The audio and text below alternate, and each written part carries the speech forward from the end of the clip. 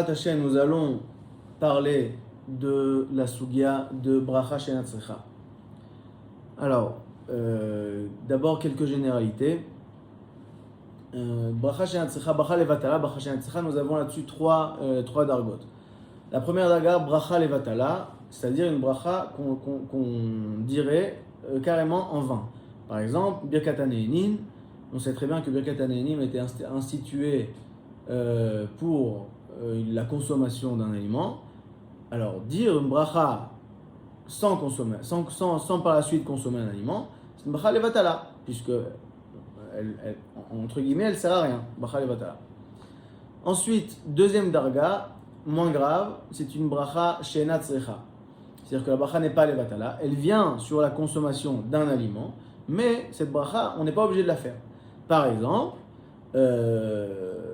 on sait très bien, quand on mange un repas à base de pain, d'accord, donc dans lequel on fait birkat hamotzi, eh bien les plats, du moins les plats principaux qui viennent dans le repas, deviennent donc tfelim au pain, et donc on ne fait pas bracha sur les plats d'un repas. Bracha she'ena tzricha voudrait dire faire la bracha sur un plat qu'on consommera au milieu d'un repas. Donc la bracha n'est pas levatala, tout simplement parce qu'en fin de compte on fait une bracha sur la consommation, on consomme. Après cette bracha on consomme le plat, mais la bracha est ena tzricha, parce que cette bracha n'est pas à faire. Elle n'est pas levatala, mais n'est pas à faire, puisque le pain est poter, cette bracha. Ça c'est la seconde darga. La troisième darga, encore moins grave. La troisième darga est la darga de gorem bracha she'ena tzricha. Engendrer une bracha she'ena tzricha. C'est-à-dire qu'on fait une bracha qui est tzricha, mais qu'on aurait pu économiser. C'est-à-dire qu'on a créé artificiellement le chiyuv de la bracha. Par exemple, toujours dans notre exemple du cas du plat au milieu d'un repas dans lequel on consomme du pain, alors, gorem bracha she'ena tzricha, ça voudrait dire, au lieu de manger le plat à l'intérieur du repas et donc être poter auto avec la bracha du pain, alors qu'est-ce qu'on va faire? On va faire birkat hamazon avant de consommer ce plat, de manière à exclure le plat du repas. Et donc, par conséquent, être mitrayev, de faire la bracha rishona et acharona sur ce plat. Donc la bracha, elle n'est pas ena tzricha, elle est oui tzricha, parce qu'au moment où je consomme le plat, eh bien, j'ai oui l'obligation de faire la bracha dessus, puisque je l'ai exclu.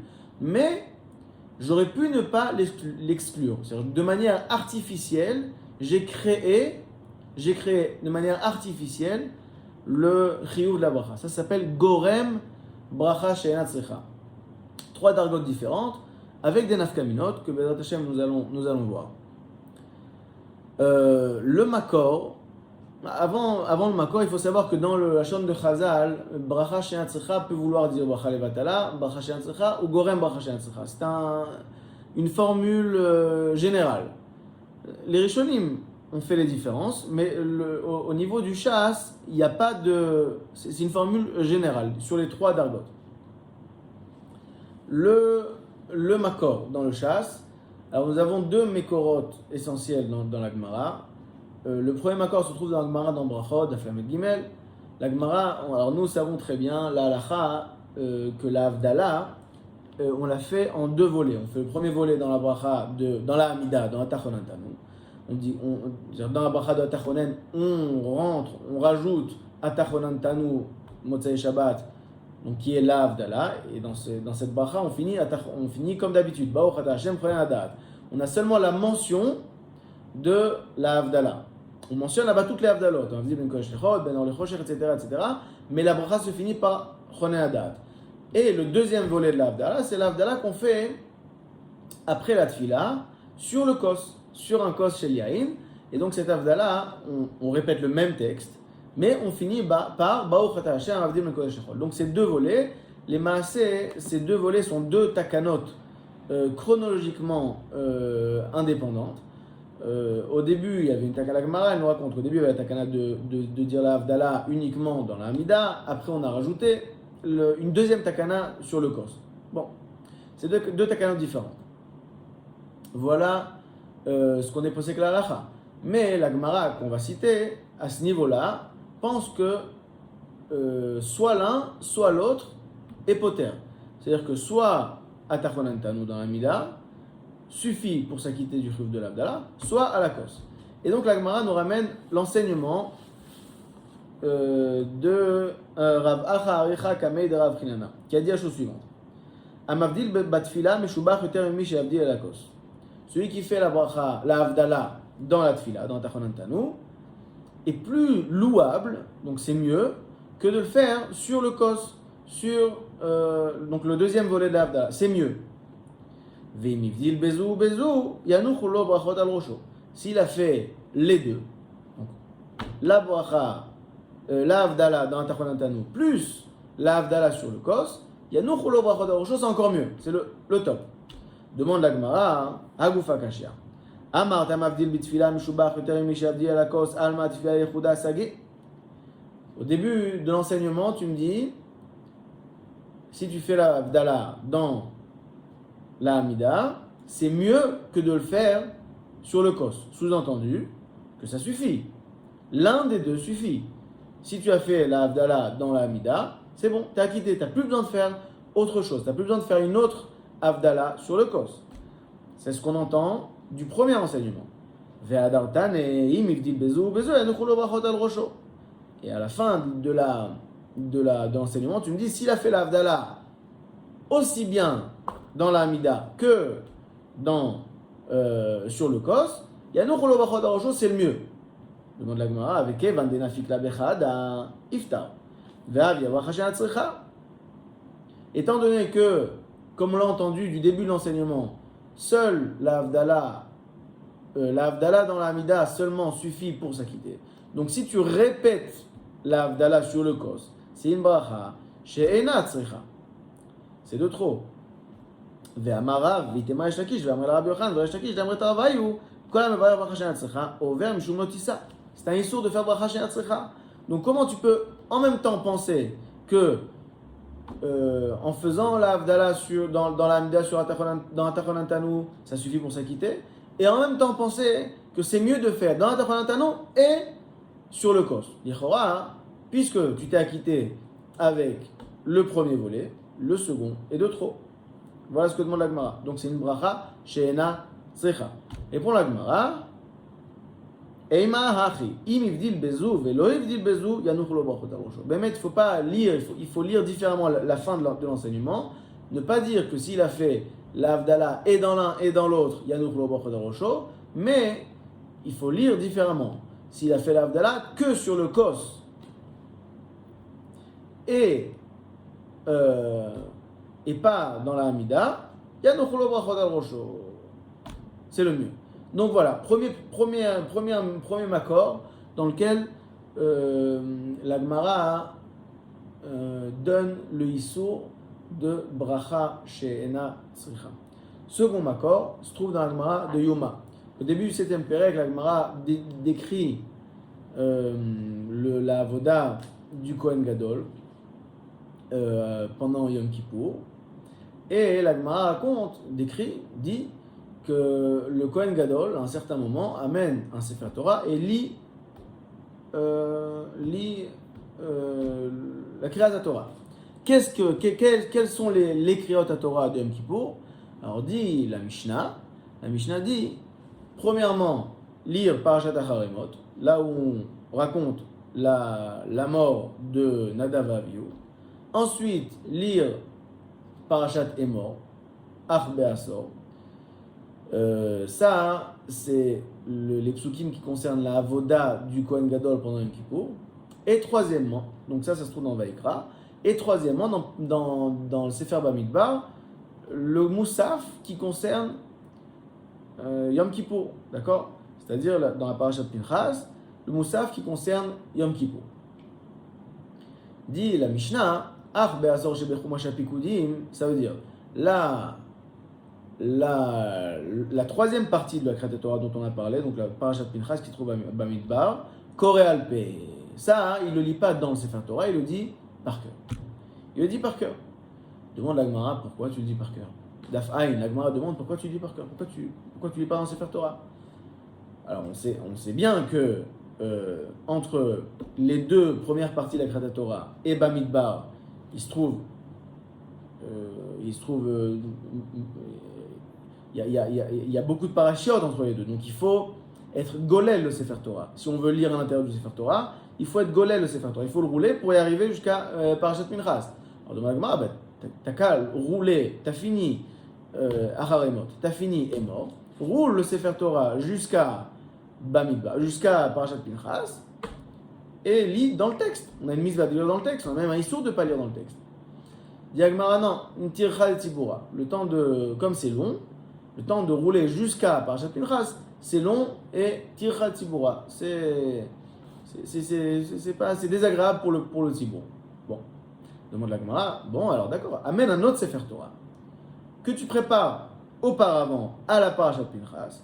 Et quand tu as fini la Kriyat Torah de Emor et de Acharemot, tu fermes le premier Sefer Torah et tu ouvres le second Sefer Torah préparé en amont à la Parashat Pinchas. Il n'y a pas besoin d'être golel le Sefer Torah, donc tu ne fais pas perdre de temps au Tzibour. Alors, dit la Gemara, deux réponses. Première réponse, Mishum Bgam Sefer Torah. Alors, sache que les gens pensent que pourquoi tu changes de Sefer Torah, c'est bien que le premier Sefer Torah a un psoul. On ne veut pas faire, c'est une forme de zilzoul au Sefer Torah. Deuxième réponse, dit la Gemara, Mishum bracha she'ena tzricha. Bracha she'ena tzricha. Pourquoi bracha she'ena tzricha?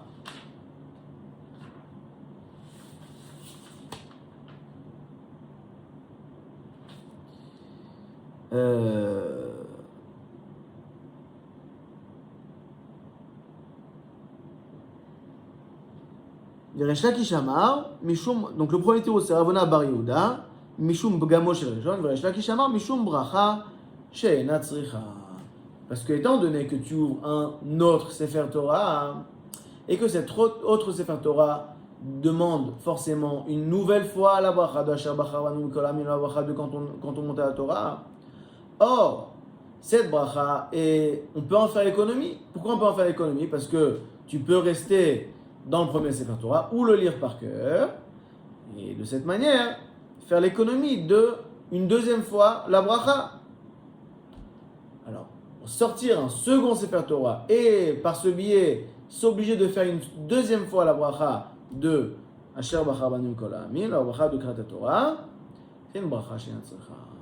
Alors, ici la Chachamim demande pourquoi mettre sortir un deuxième Sefer Torah, ça oblige de faire une deuxième fois la bracha, étant donné qu'on avait l'intention avec le premier Sefer Torah d'être moti au second Sefer Torah, on ne va pas entrer là-dedans. Voilà donc les deux Mekorot de bracha she'ena tzricha.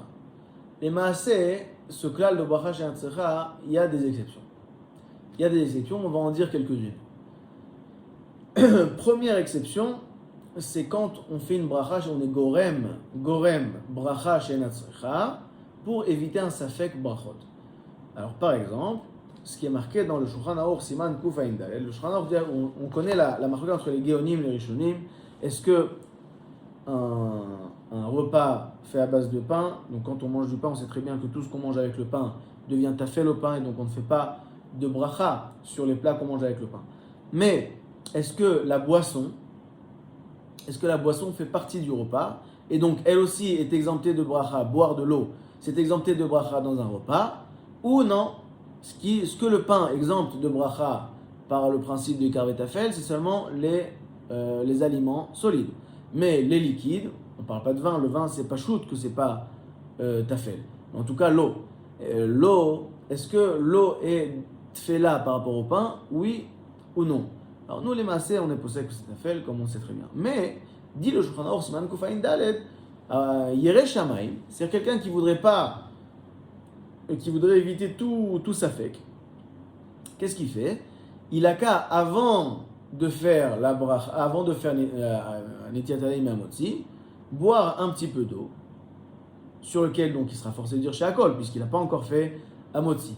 Et avec l'intention d'être poter l'eau qu'il va boire dans le repas, de manière à ce que même, d'après les avis qui pensent que l'eau n'est pas nifteret à travers le pain, à travers le klal de tafel et de ikar, du ikar et tafel, donc elle n'est pas tfela au pain, mais en tout cas, dans ce cas-là, l'eau qu'il boira dans le repas sera P'tura de bracha. Pas parce que le pain l'exemple, mais parce qu'il a déjà fait la bracha auparavant, avant de faire Amotzi. Voilà, a dit le Shulchan Aruch, Yireh Shamayim, il n'a qu'à faire utiliser cette solution, et comme ça, sortir de tout safek. Alors là, c'est vraiment une bracha she'atzricha. Pourquoi? Parce que cette eau, cette même eau, quand tu la bois dans le repas, et d'après ce que nous, les maasés, on est posek, le Shulchan Aruch lui-même est posek. Quand tu la bois dans le repas, tu ne dois pas faire de bracha. La boire avant le repas, ça veut dire créer de manière artificielle un chiyuv de bracha she'atzricha. Et on voit que le Shulchan Aruch nous le permet pour éviter un safek brachot. Donc on voit un premier exemple dans lequel Gorem Bracha She'atzricha pour éviter un Safek Brachot a été permis. Un second exemple se trouve dans le Gilion de Rabbi Akiva Eiger Siman Chafé. On connaît très bien la marloquette entre Rashi et Tosfot. Est-ce que la bracha qu'on fait, la niar tfilin sur tfilin shaliad, exempte la mitzvah de tfilin shel rosh? Donc en faisant la niar tfilin, on n'a plus besoin de faire une deuxième fois une bracha sur tfilin shel rosh ou pas. Et ben c'est nous, le Shulchan Aruch, le Mechaber, le Shulchan Aruch, il possède comme l'avis de Rashi, c'est-à-dire que la niar tfilin est poter aussi bien tfilin shel yad que tfilin shel rosh, à part si on a parlé au milieu. Et le Rama est possède comme Tosfot, c'est-à-dire qu'il faut faire deux brachot, al mitzvah tfilin sur tfilin shel rosh, même sans avoir parlé au milieu, mais il dit en fin de compte il faut dire Baruch Shem Kol Morton Aved, on va pas rentrer là-dedans. En tout cas, dire Rabbi Akiva Eiger, quelqu'un qui voudrait sortir encore une fois de tout sa fake. Alors il a qu'à faire la chose suivante. Il a qu'à dire, pour nous les Sfaradim qui faisons comme Shulchan Aruch, on n'a pas besoin de cette solution. Lui, Rabbi Akiva Eiger, il veut gagner tous les avis. Il dit Rabbi Akiva Eiger la chose suivante.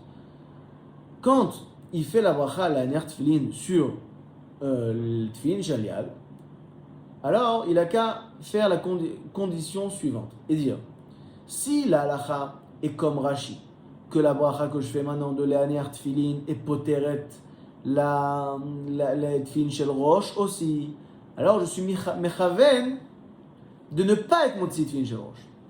C'est-à-dire que bestam, d'après l'avis de Rashi, eh bien la bracha tfilin shel yad est poteret tfilin shel rosh. Bon, mais si on fait une kavana hefrit, c'est-à-dire que activement on exclut les tfilin shel rosh de la bracha et tfilin shel yad, même d'après Rashi, il va falloir obligatoirement faire une bracha sur tfilin shel rosh. Alors dire qu'il va dire la chose suivante. Tu fais la niar tfilin sur tfilin shel yad et tu as la kavana suivante. Si la halacha est comme Rashi, et donc auquel cas j'aurais pas besoin de faire la bracha sur tfilin shel rosh, alors maintenant en disant la niar tfilin, je suis mechaven de ne pas être motzi tfilin shel rosh, de manière à ce que même d'après Rashi, je dois faire la bracha sur tfilin shel rosh. Et comme ça, je sors de tout safek, je pourrais dire sur tfilin shel rosh une nouvelle fois la bracha, et je sors de tout safek. Le Pri Megadim Bamako n'est pas d'accord, mais pas parce que c'est une bracha she'atzricha, pour autre chose. Il dit, voilà donc la solution proposée par Rabbi Akiva Eiger sur le Shulchan Aruch. Alors là, encore une fois, c'est une bracha she'atzricha, puisque si tu n'es pas mechaven d'exclure les tfilin shel rosh de ta bracha de la niar tfilin, d'après Rashi, tu n'as pas le droit de faire la bracha, t'es exempté, donc tu n'as pas le droit de faire la bracha une nouvelle bracha sur tfilin shel rosh. Alors toi, de manière artificielle, tu vas créer une obligation, tu vas exclure tfilin shel rosh pour pouvoir créer l'obligation de faire une bracha une nouvelle fois sur tfilin shel rosh. Bracha she'atzricha, il n'y a pas de problème. Pourquoi il n'y a pas de problème? Parce le but de cette bracha she'atzricha, c'est pour être yotze mikol safek, pour s'exclure de tout safek, pour être yotze lechol hadeot. Voilà une première forme d'exception dans laquelle on a permis de dire bracha she'atzricha. Une deuxième forme d'exception, alors c'est aussi les tzorech mitzvah, c'est pas les tzorech, c'est pas pour sortir d'un safek, c'est peut-être même mieux ou pire. En tout cas, nous savons qu'on a un chiyuv Shabbat de faire 3 seudot. Donc le soir, une le matin et une l'après-midi. Quelqu'un qui mangerait par exemple,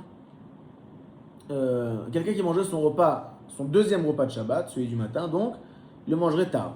Et admettons, en hiver, où Shabbat sort très tôt, il se retrouve, disons à midi, au milieu de Seudat Shabbat.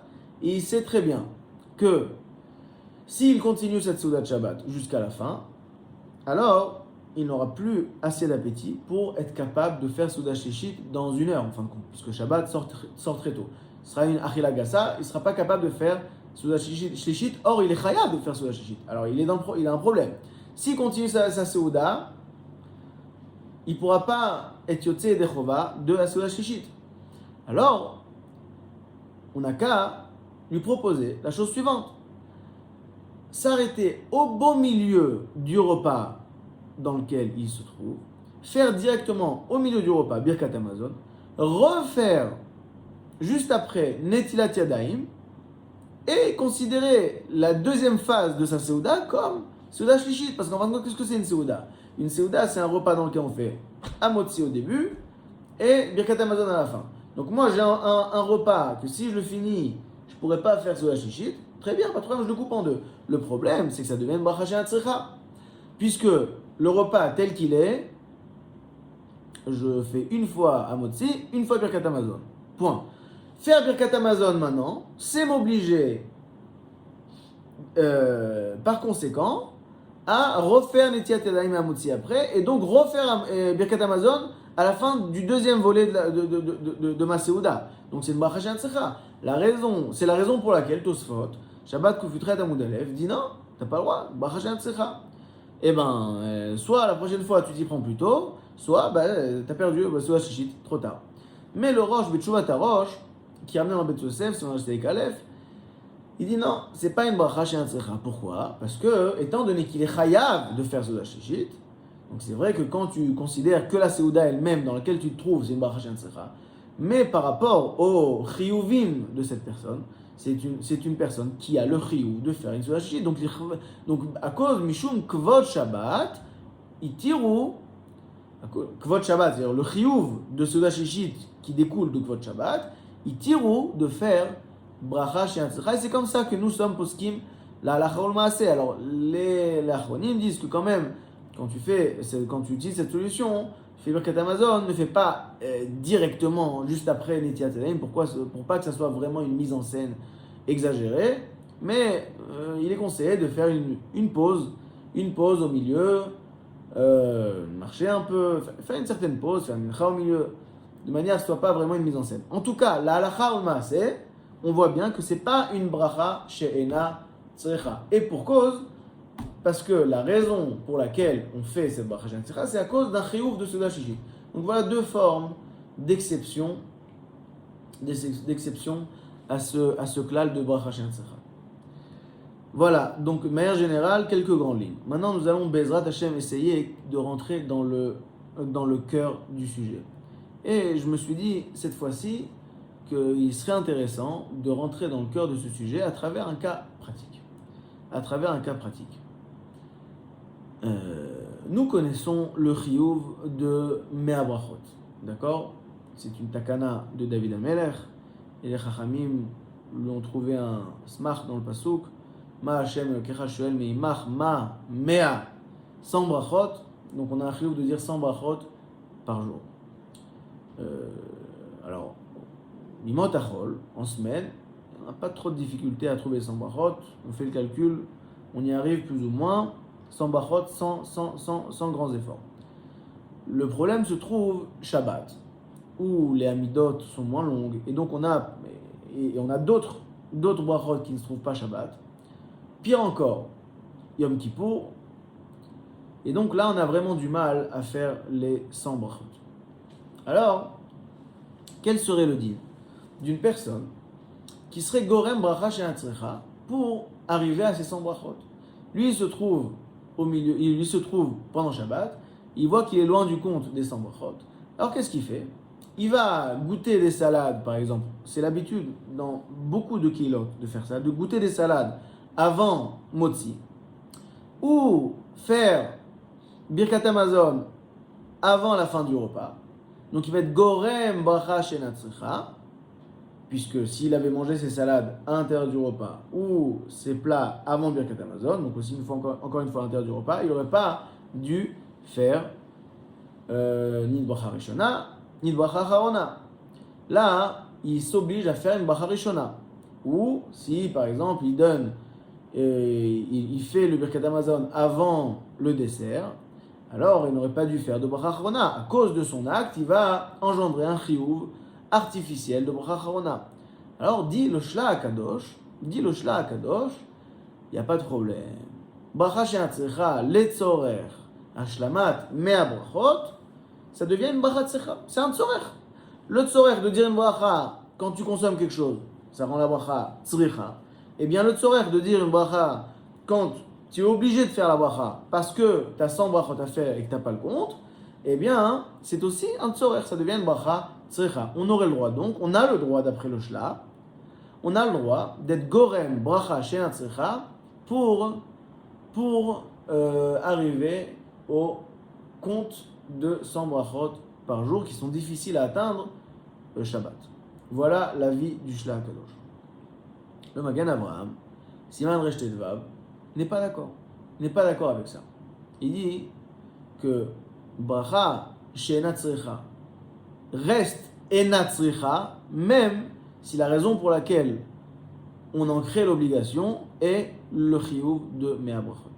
Et pour preuve, le Magen Avraham nous ramène deux preuves qui sont lichora difficiles, des kushiot lichora atzumot. Première preuve, on a vu il y a quelques minutes l'exemple dans la Gemara du Kohen Gadol à Yom Kippour qui lisait la parashat Pinchas par cœur, et n'amenait pas un nouveau Sefer Torah pour ne pas être confronté au problème de bracha she'ena tzrecha. Or, demande le Magen Avraham, il n'y a pas un jour dans l'année où il est plus difficile d'arriver au mea brachot que Yom Kippour. Yom Kippour, c'est bien le jour le plus défiant, si vous voulez, pour arriver au chiyuv de mea brachot.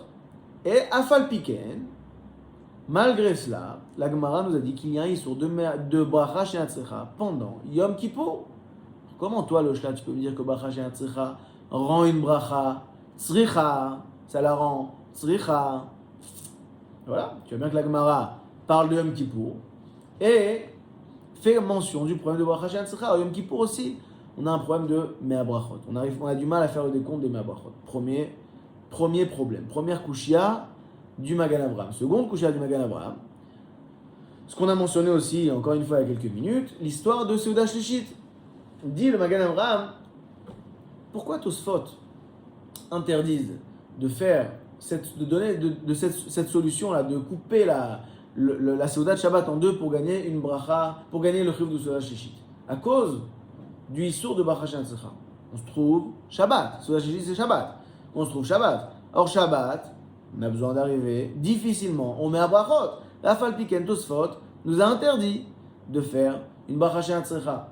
Et même le Rosh, dit Magen Avraham, même le Rosh qui l'a permis, comment il a justifié sa permission? À cause du chiyuv de Kvod Shabbat, à cause du chiyuv de Seuda Shlishit que cette personne a de toutes les façons. Mais il n'a pas mentionné en aucun cas le ta'am du Shla que faire une bracha she'ena tzrecha pour mea brachot est justifiable, devient une bracha tzrecha. Donc on voit deux mekorot, deux kushot. Un de Agmara par rapport à Yom Kippour, deux des Rishonim par rapport à Seuda Shlishit, qui n'ont pas fait cas de ce ta'am du Shla HaKadosh. Le ta'am de dire que le chiyuv de 100 brachot pourrait rendre une bracha she'ena tzrecha tzrecha.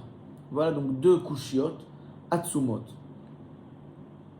Deux kushiot atzumot que le Magen Avraham pose sur le Shla HaKadosh. Mais inversement, on peut aussi s'étonner. Alors, ok, les preuves sont bonnes.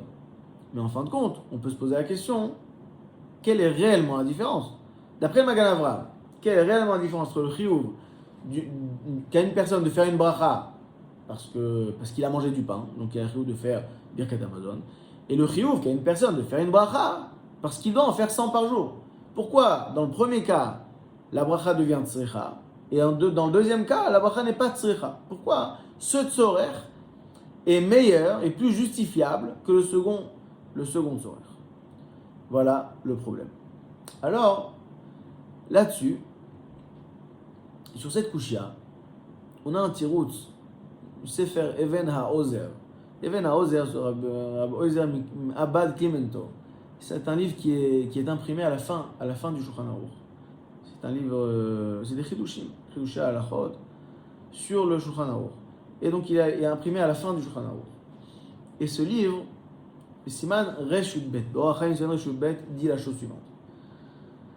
Le Bet Yosef, Siman Reshut Bet, ramène un chidouche du Or Zarua. Nous connaissons très bien, on l'a mentionné tout à l'heure, le klal de Ikar Vetafel. Donc quand on a un aliment essentiel et un aliment qui lui est Tafel, on fera la bracha que sur le Ikar et pas sur le Tafel. Un exemple qui est donné dans la Gemara, quelqu'un qui mange un tsnon. Un tsnon, on traduit ça aujourd'hui par radis, mais bon, apparemment c'était quelque chose de très piquant. Et donc il mange ce légume très piquant et ça lui est désagréable. Alors qu'est-ce qu'il fait? Il va manger une olive. Pourquoi il mange l'olive? Pour adoucir, pour estomper l'effet de piquant du tsnon. Alors là, le ikar de sa achila, c'est le tsnon. C'est celui qu'il voulait manger. Et l'olive ne vient que pour permettre au tsnon à passer en fait.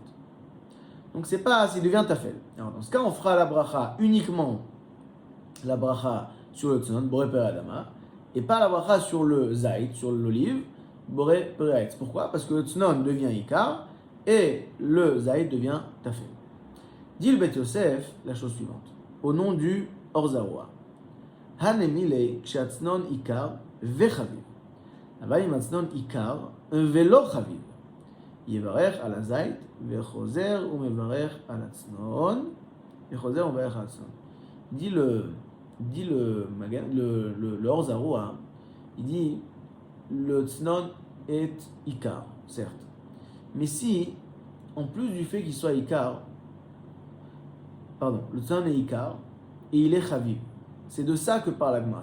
Il est non seulement l'essentiel, mais en plus, c'est celui qui m'est bon, c'est celui que je veux manger. Au niveau du goût, c'est lui que je veux manger. Mais si le zaït, c'est vrai qu'il est tafel, donc l'olive est tfela, ok, mais j'aime les olives. Alors, dans ce contexte, je me suis assis pour manger un tsnon. Bon. Mais l'olive en tant que telle, c'est quelque chose que j'aime. J'aime l'olive, j'aime. Alors là, dit le Or Zarua, bien que l'olive est tafel et reste tafel, il faut faire la bracha sur l'olive. Pourquoi? Dit le Or Zarua, ve'a pouché brachot adif. Plus on fait de brachot, mieux c'est. Ve'en lafkia brachot ka'egavna. Il ne faut pas annuler des brachot comme dans ce contexte. Ça veut dire que, dit le Or Zarua, bien que le tsnon est ikar, bien que l'olive soit tafel, mais étant donné que ce tafel est parallèlement chaviv, donc il m'est agréable, j'aime manger, c'est mon goût, j'aime manger cette olive, alors, bien qu'il soit tafel, je lui ferai la bracha. Pourquoi? Il ne faut pas annuler des brachot, plus on fait de brachot, mieux c'est.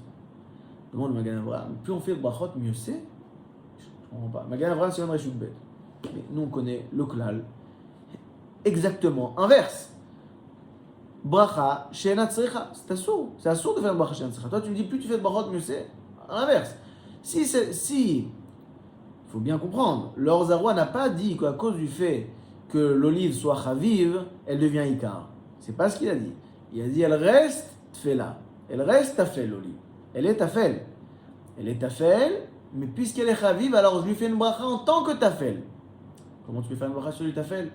Bracha, she'ena tzricha. T'es pas tour de faire la bracha she'ena tzricha. De faire la bracha sur l'olive, puisqu'il est tafel. Tu fais une bracha sur l'olive, c'est une bracha she'ena tzricha. Chaviv, mais en tout cas, c'est une bracha she'ena tzricha. Comment tu peux me dire, à poucher, brachot adif. Plus on rajoute de brachot, mieux c'est. Nous, on connaît le klal inverse. Bracha she'ena tzricha, c'est assourd de faire. Voilà la couchette du Magan Avraham. Dit le Even HaOzer la chose suivante. Dit le Even HaOzer,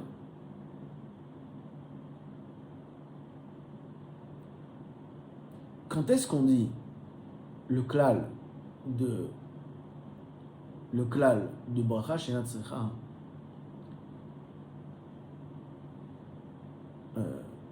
uniquement dans le cas où, en ayant fait l'économie de cette bracha chez Natsricha, rien n'aurait été perdu. Je vais expliquer tout de suite. Mais si en ayant fait l'économie de cette bracha, on aurait perdu une bracha d'une certaine nature, alors là, on peut être gorem bracha chez Natsricha et de manière artificielle créer un chiyuv. J'explique. Dans notre cas, celui de Tznon et Zaït, d'accord, le cas Ikar et Tafel du Or Zarua, il est vrai que le Ikar est poter le Tafel, certes, mais en faisant l'économie de la bracha du Tafel, en l'occurrence l'olive, eh bien, on aura fait en fait Boré Pere Adama sur l'olive, alors que c'est pas sa bracha. Alors il faut le faire, parce qu'il est Tafel au radis, et le radis a une bracha de Boré Pere Adama, ok. Mais en fin de compte, la bracha originelle de l'olive, c'est Boré Pere Haetz. Alors en vertu du klal de bracha, de Ikar Vetafel, je vais pas faire la bracha sur l'olive, je vais faire que Boré Pere Adama, donc la bracha du radis. Mais en fin de compte, cette bracha, entre guillemets, aura été perdue. La bracha de Boré Pere Haetz, qui revient naturellement sur l'olive, sera perdue. Dit le Even Haozer, dans ce cas, il n'y a pas de problème de bracha chez Natsricha. Pourquoi il n'y a pas de problème de bracha chez Natsricha? Parce que quand je suis gorem la bracha chez Natsricha, eh bien, il y a un gain. Il y a quelque chose que j'ai rajouté et que je n'aurais pas pu rajouter et gagner en restant dans l'économie de cette bracha chez Natsricha. À savoir, si j'étais resté dans l'économie de la bracha chez Natsricha, eh bien, le zaït n'aurait pas eu de bracha du tout. Là, quand je suis gorem bracha chez Natsricha, là c'est même pire, c'est pas gorem, là c'est mevarech bracha chez Natsricha, alors je gagne. Qu'est-ce que je gagne? Que je rends à l'olive sa bracha originelle. Donc ça devient... Donc il y a une justification à cette bracha chez Natsricha. On peut justifier la bracha chez Natsricha, il n'y a plus de problème. Voilà. Alors fini le Even Haozer, et ce n'est pas à comparer aux exemples de bracha chez Natsricha qu'on a vu plus haut. Par exemple, l'histoire du Kohen Gadol. Qu'est-ce qui se passe? J'ai fait la bracha de Aliyah la Torah, donc Asher Bachar Banu Kol Ha'amim. Si je m'arrête là, et je ne fais pas une seconde fois Asher Bachar Banu Kol Ha'amim, j'ai rien perdu. Donc, rajouter une bracha chez Natsricha, ressortir un Sefer Torah et par ce biais se réobliger à faire une bracha de Asher Bachar Banu Kol Ha'amim, c'est Natsricha gratuitement. Il n'y a aucune to'elet. C'est la même bracha, tu l'as faite 2 fois au lieu d'une. Ça sert à rien. De la même manière, le cas de la Souda Shlishit, même chose. Je fais Netiat Yadayim, Amotzi, Birkat Amazon 2 fois au lieu d'une. Alors, est-ce que, à part multiplier 2 fois la même bracha, j'ai gagné quelque chose? Est-ce que j'ai rajouté quelque chose? Rien du tout. J'ai rien rajouté du tout. Là, dit Even Haozer, là, j'ai un problème de bracha chez Natsricha. Mais là, dans l'histoire du Or Zarua, Ikar Vetafel, quand je fais une bracha sur le Tafel, alors qu'il ne faut pas la faire, parce qu'il est Chaviv, alors qu'il ne faut pas la faire, alors j'ai gagné. Il y a eu une toilette d'avoir rajouté cette bracha entre guillemets gratuite. Parce qu'en fin de compte, elle n'est pas vraiment gratuite. Je lui ai rendu sa bracha originelle. Dit le Even Haozer, d'après ça, lui-même fait le lien avec l'histoire du Shla Kadosh et du Magan Avraham. D'après ça, les kushiot du Magan Avraham sur le Shla ne sont plus kashot. Pourquoi? Comme on l'a dit, les 2 kushiot du Magan Avraham, c'est la Gemara dans Yuma, par rapport au Sefer Torah. C'est le Siman Resh Aleph par rapport à Souda Shishit. Dans les 2 cas, le rajout de la bracha She'ena Tzricha est strictement gratuit. On n'y gagne que dalle. On n'y gagne rien du tout. Et donc, c'est une bracha She'ena Tzricha. Alors que le shla, qu'est-ce qu'il a permis le shla? Il a permis de manger, par exemple, les salades avant un motzi. Si je n'avais pas mangé avant un motzi, si j'avais attendu un motzi pour manger les salades, j'aurais fait aucune bracha dessus. Parce qu'elles auraient été tafel, oikar, qui est le pain. Maintenant que je mange la salade avant un motzi, eh bien, je rends à ces salades leur bracha originelle. De la même manière, si je fais Birkat Hamazon avant le dessert, alors je n'aurais pas fait de bracha Harona. Pourquoi? Parce que la bracha Harona devient nifteret, elle devient tafel par rapport au Birkat Hamazon. Alors que maintenant que j'ai fait d'abord Birkat Hamazon, ensuite j'ai mangé le dessert, ce qui se passe, c'est que je rajoute la bracha Harona. Mais cette bracha Harona, je la rends à ce dessert, c'était sa bracha originelle. Donc là, il n'y a pas de problème de bracha she'ena tzricha. Voilà comment le Even HaOzer répond au kushiot du Magan Avraham et meyachev la vie du Shla HaKadosh. Alors, ce tirout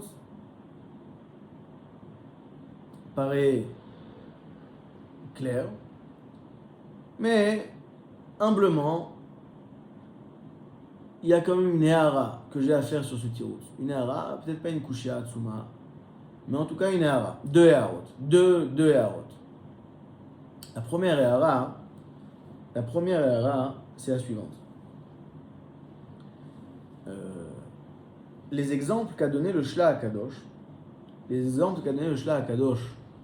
sur donc sa permission de faire une bracha chez un tzricha pour mea brachot, pour arriver au décompte des mea brachot, ce ne sont que des exemples de gorem bracha chez un tzricha. C'est-à-dire que dans le texte du Shla, on voit bien que ce qu'il a permis de faire, c'est que avancer la consommation, par exemple des salades avant un motzi, ou reculer la consommation du dessert après Birkat Hamazon. Donc c'est des gorem bracha she'ena tzricha, c'est-à-dire qu'au moment où je fais la bracha,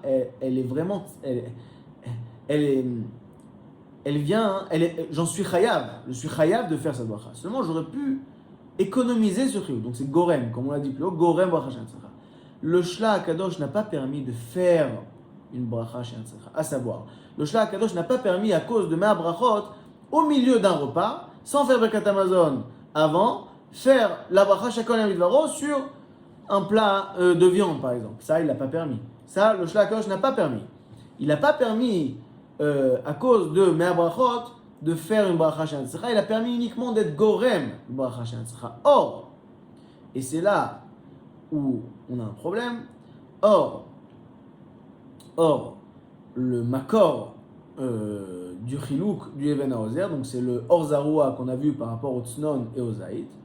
Là-bas, on parle d'une bracha she'ena tzricha, une vraie bracha she'ena tzricha, pas gorem bracha she'ena tzricha, parce qu'il a en face de lui l'olive sur laquelle il est complètement patour de faire la bracha, et afal piken, parce que l'olive est chaviv,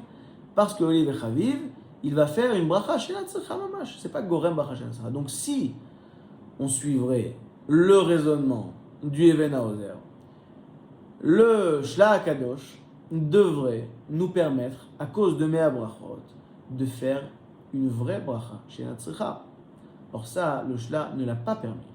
Il a permis uniquement gorem bracha she'ena tzricha. Ça, c'est la première éhara. C'est presque une kushia. En tout cas, c'est au moins une éhara. La seconde éhara, c'est qu'on a vu plus haut la Gemara dans Brachot, qui a parlé de bracha she'ena tzricha par rapport à la Havdalah. D'après l'avis qui pensait qu'avec l'une des deux mentions de la Havdalah, soit à Tachonantanu, soit à la Havdalah sur le Kos, on s'acquitte de la Havdalah. Si on a fait déjà Tachonantanu, dit la Gemara, refaire sur le Kos devient une bracha she'ena tzricha. Alors, on a dit tout à l'heure qu'on n'est pas possédé de cette manière, mais en tout cas, voilà ce que dit la Gemara. Or, nous savons très bien que la takana de Havdalah dans la Tachonantan et la takana de Havdalah sur le Kos sont deux takanot strictement différentes. La Gemara dit que Sheknes Tagdola Tiknu dans la Tachonantan. Après, les Am Israël ont eu plus de moyens. Donc est venu Ezra, il a fait une nouvelle takana de faire l'Havdalah sur le Kos. Donc c'est deux takanot faites par deux personnes différentes, à deux époques différentes, dans deux contextes différents. Donc c'est deux takanot complètement différents. Alors à ce moment-là, quand on fait la bracha, quand on fait la Havdalah dans la Tachonantanu, même si on pense qu'on s'acquitte de la Havdalah et qu'on n'a plus besoin de la refaire sur le Kos, mais en fin de compte, étant donné que la deuxième takana est une autre takana, alors cette deuxième takana, on ne l'a pas faite, on ne l'a pas accomplie. Alors on n'a pas l'obligation de l'accomplir, c'est vrai, mais on ne l'a pas accomplie. Pas plus que la bracha du Zaït qui est tafel par rapport au Snon, on n'a pas l'obligation de faire la bracha sur ce Zaït. Afal Piken, puisqu'on lui rend sa bracha originelle, dit le Even Haozer, il n'y a pas de problème de bracha she'ena tzricha. Alors on aurait dû dire la même chose par rapport à l'Havdalah. Tu n'as pas l'obligation de faire une seconde fois l'Havdalah sur le Kos, certes. Mais quand tu ne le fais pas, eh bien, tu as perdu, à juste titre, mais tu as perdu la seconde takana, celle de faire l'Havdalah sur le Kos. Donc, de la même manière, d'après le raisonnement du Even Haozer, on devrait dire qu'il n'y a pas de problème de bracha she'ena tzricha, puisqu'on lui restitue la takana originelle à cette personne. C'est vrai qu'il est patour de faire la seconde Havdalah, mais c'est une takana différente. De la même manière que sur le Zaït, il est patour de faire la bracha sur le Zaït, mais c'est une bracha, la bracha originelle en est perdue. C'est la raison pour laquelle le Even Haozer nous dit, il n'y a pas de problème, il n'y a plus de problème de bracha she'ena tzricha. Alors de la même manière, dans l'Havdalah, on aurait dû dire aussi, il n'y a pas de problème de bracha she'ena tzricha. Alors la Gemara dit explicitement que c'est une bracha she'ena tzricha. Donc voilà deux Eharot, du moins, sur ce tiroutz là du Even Haozer. Alors, Bezrat Hashem pour essayer de comprendre un peu la discussion entre le Magan Avraham et le Shlah, je propose, et c'est pour ça qu'on a ramené toute cette histoire, de rentrer dans le fond du problème. Bracha she'ena tzricha, bracha levatala. Peut-être qu'à travers ça, nous trouverons quelques solutions. Alors, on a mentionné tout à l'heure la Gemara dans Brachot qui nous dit que bracha she'ena tzricha, au nom de Rav, over mishum lo tissa. Lo tissa. Lo tissa Hashem Elokecha lashav.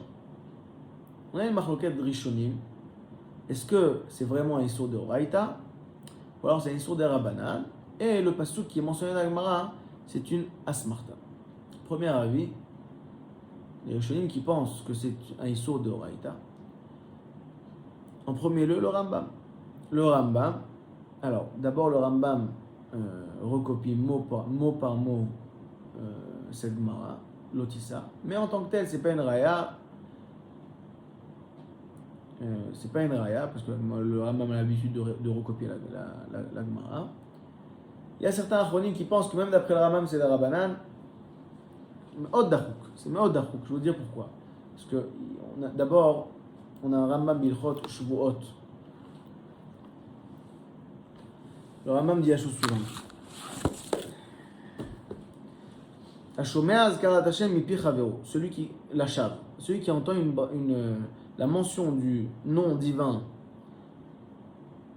par une autre personne, l'achav, gratuitement, vainement, shenishba lefanav la sheker, ou alors qu'il a juré par le nom divin, donc, mais il a fait un serment, un faux serment, shebirech bracha she'ena tzricha, shehu over mishum nose shem Hashem lashav, ou alors qu'il a fait une bracha she'ena tzricha, ou levatala, shehu over mishum nose Shem Shamaim Lashav, Kmo Shebe'arnu Be'ilchot Brachot, Hareze Chayav Lenadoto. Celui qui l'entend doit le mettre en quarantaine, lui faire un nidouille. Alors là, on voit vraiment la comparaison du Rambam entre Bracha Shinat Secha et celui qui dit le Shem Hashem Levatala, la Shav, ou alors qui jure, qui fait un faux serment, Beshem Hashem, la Shav. Donc là, c'est dans les trois cas sont comparables. C'est-à-dire que de la même manière que dans le serment, un faux serment, c'est un issur de Horaïta, les Koulé Alma. Shem Shamaim la Shav, c'est un issur de Horaïta, les Koulé Alma. Alors là, puisque le Rambam nous la compare avec Bracha Shinat Secha, on voit bien qu'il pense que c'est de Horaïta. Le Rambam Betchouva, Biswan Koufé, mais Forash, il dit que c'est un issur de Horaïta. Et le Ramban aussi à la Torah, sur Neshmot, Perek Chaf, Pasuk Zayin, sur Pasuk Lotissa, Shem Hashem Elokecha Shav, aussi pense que de Horaïta, Issur Bracha Levatala. Voilà cet avis d'un côté. D'un autre côté, nous avons pas mal de Rishonim. Uberosham Tosfot, Rosh Hashanah Daf Lamed Gimel Amud Aleph, qui pensent que c'est un Issur d'Arabanan. D'abord le pourquoi. Pourquoi ils pensent que c'est un Issur d'Arabanan? Parce qu'ils disent Shem Hashem Elokecha Lashav, l'otsa Shem Hashem Elokecha Lashav, la shav ça veut dire vainement. Or, même quand je fais une bracha qui est complètement levatala, je dis Baruch Ata Hashem Elokeinu melech haolam she'akol nהיה bidvaro, sans rien consommer derrière. En fin de compte, c'est pas la shav. J'ai prononcé une louange. She'akol nהיה bidvaro, c'est une louange. C'est en fin de compte une louange. C'est pas la shav. La shav, c'est vraiment vainement. Voilà, prononcer le Shem Hashem sans rien. Faire une bracha, prononcer le Shem Hashem dans le contexte d'une bracha, c'est une bracha, c'est pas un issur de Horaïta. Le Rambam dira que effectivement on peut faire une louange naturelle avec le Shem Hashem, mais quand tu utilises la formule des brachot, c'est bien que tu fais pas ça sous forme de louange naturelle. C'est bien que tu comptes faire une bracha. Or, dans le contexte de bracha, la bracha est levatala. Bon. Tosfot, qui pense que c'est d'Arabanan, ramène une raya atsuma. Une raya à leur shita. Ma raya. Dit Tosfot, nous avons dans le Gemara Brachot Afraf, la Gemara dit que d'après certains Amoraïm, Krat Shema d'Arabanan. Par contre, Emet Ve'atziv de Horaïta. Emet Ve'atziv qu'on dit après Krat Shema de Horaïta. Alors on connaît le klal, ça fait que de Horaïta la Khumra, ça fait que d'Arabanan la Kula. Donc d'après ça, dit la Gemara, ça fait que Kara Krat Shema, ça fait que Lo Kara Krat Shema et No Choser Vekore. Pourquoi? Puisque c'est d'Arabanan d'après cet avis. Et No Choser Vekore, la Kula. Ça fait qu'Amar Emet Ve'atziv, ça fait que Lo Amar Emet Ve'atziv, Choser Ve'omer. Pourquoi? Parce que cet avis pense que ça fait que d'Oraïta, parce que Emet Ve'atziv est d'Oraïta. Or, ça fait que d'Oraïta la Khumra, il faut le redire dans le doute. Demande Tosfot, dans Emet Ve'atziv, comment on finit Emet Ve'atziv? Baruch Ata Hashem, Gaal Israël. Donc on a la bracha à la fin de Emet Ve'atziv. Or, si là, cette personne ne sait pas s'il l'a dit ou il l'a pas dit. Donc dans le doute, peut-être qu'il l'a déjà dit, auquel cas, quand il va dire Baruch Ata Hashem Gaal Israël une seconde fois, ce sera une bracha levatala, elle sera de trop, puisqu'il l'a déjà dit. Lui, il ne sait pas, il est dans le doute. Mais Yachol Yod qu'il l'a déjà dit. S'il l'a déjà dit, cette bracha, donc la bracha qui est refait maintenant, c'est une bracha levatala, Baruch Ata Hashem Gaal Israël levatala. Et si tu penses que c'est un issur de Horaïta, de dire une bracha levatala, demande Tosfot. Alors quand tu me dis Emet Ve'safek, Amar Emet Ve'atziv, Choser Ve'omer, parce que c'est de Horaïta, mais bien au contraire. Parce que c'est de Horaïta, il ne faut pas être Choser Ve'omer. Pourquoi? Parce que c'est vrai que Emet Ve'atziv c'est de Horaïta, mais Baruch Ata Hashem Gaal Israël c'est aussi de Horaïta. Or la Khumra dans Safek Brachot est de ne pas la répéter.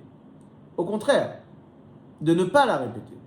Et donc, comment tu peux me dire Safek d'Oraïta la Khumra, donc tu répètes Emet Ve'atziv dans le doute? Au contraire, dans le doute, il faut s'abstenir. Parce que quand tu vas répéter Emet Ve'atziv, tu vas répéter Baruch Ata Hashem Gaal Israël, c'est peut-être un issur de Horaïta. Si on pense que Bracha Levatala c'est un issur de Horaïta, et donc la Khumra serait au contraire de s'abstenir. Prouve Tosfot à cause de cette kushia, prouve Tosfot que Bracha Levatala n'est qu'un issur d'Erabanan, Et Chazal ont trouvé une asmarta dans le pasuk de Tzachem Shem Karacha, mais c'est pas un issour deoraita. Alors la raya, apparemment, elle a l'air bonne. Kesef Mishneh, à la fin de Yichot Bachot, et doché la raya. Yichora une tria, mais haute pshuta, mais haute pashut. Dit Kesef Mishneh, quand est-ce qu'on pense que ça fait que bracha levata c'est deoraita? Quand on n'est pas obligé de le faire, justement. Quand tu fais une bracha et que tu n'es pas obligé de la faire.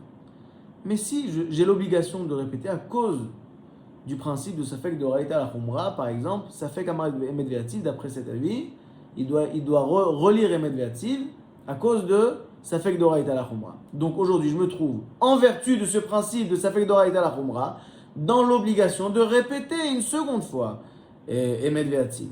Donc si je me trouve dans l'obligation, donc aujourd'hui, je suis obligé de faire. Je suis bien obligé de faire, de répéter Ga Israël.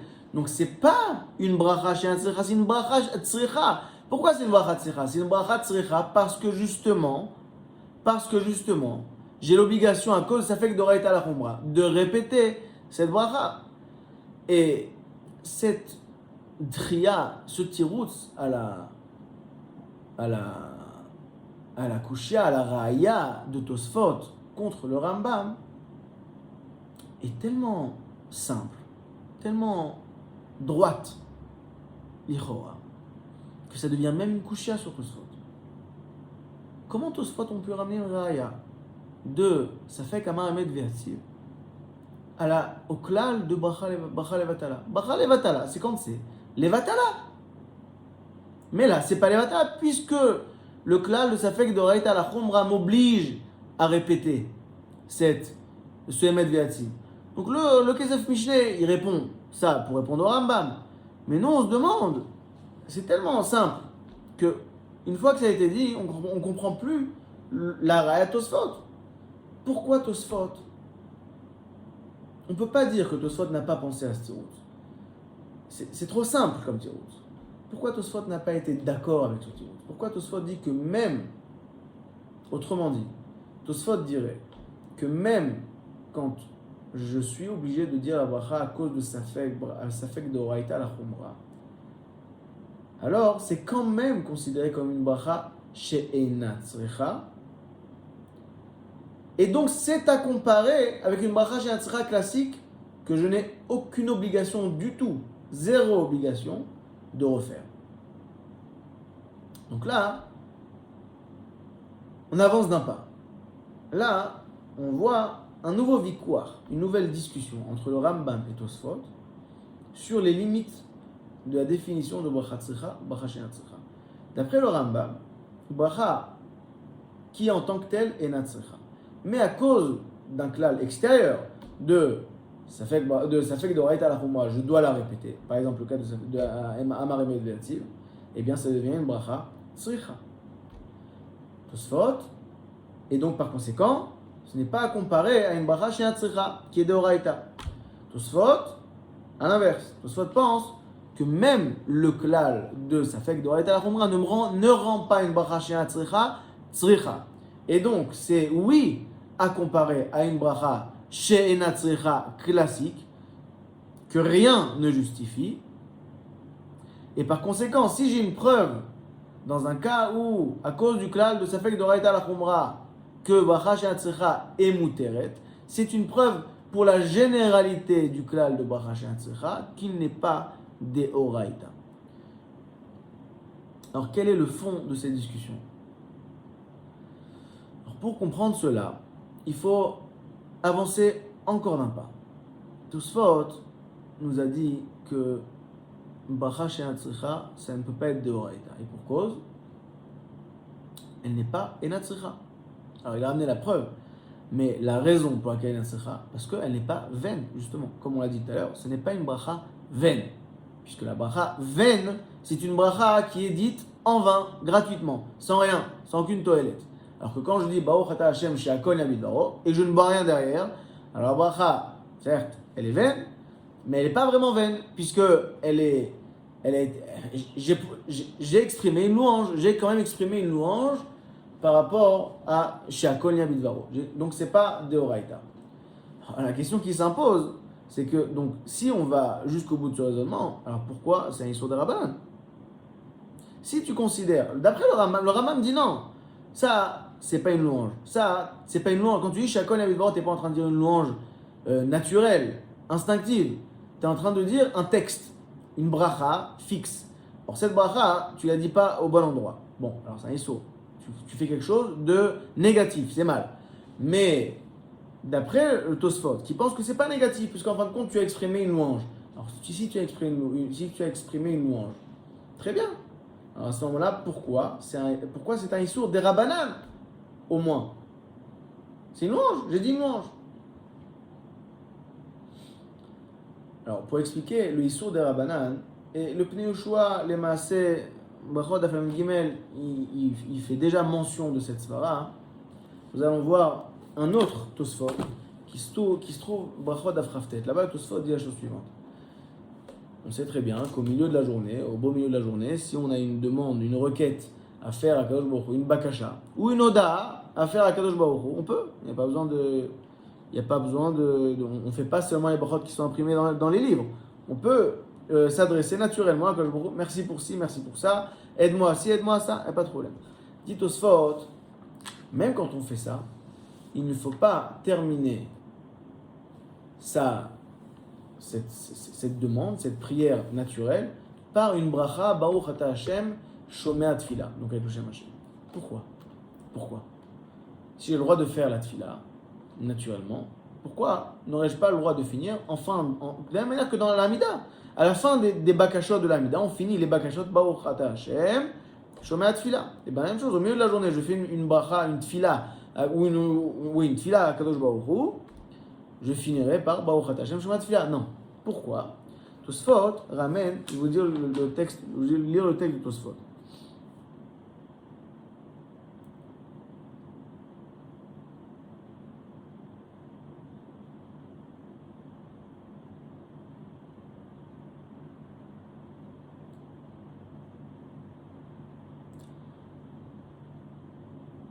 ונראה שכל האומר ברוך אתה השם שומע תפילה אחר שסיים דברי תחנונים מיושב, c'est-à-dire pas dans le contexte de l'Amida, מגונה כדאמרינן, מכאן ואילך אסור לספר בשבחו של מקום, כלומר להוסיף ברכות על אלו. dit Tosfot fait référence à une Gemara dans Megillah. La Gemara dans Megillah nous dit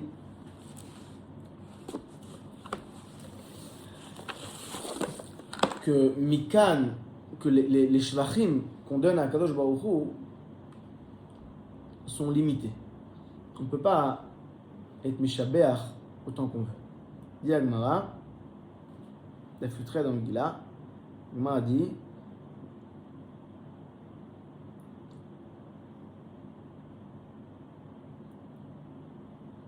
Mikan ve'elach asur lesaper bishvacho shel makom.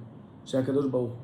ואמר רבי אלעזר, מאי דכתיב מי ימלל גבורות השם ישמיע כל תהילתו, למי נאה למלל גבורות השם, למי שיכול להשמיע כל תהילתו. En fin de compte, c'est une preuve de suffisance que de dire beaucoup de shvachim à Kol Baruch.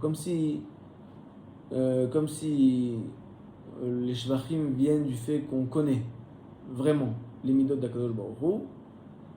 Et donc, on le louerait sur les choses qu'on sait.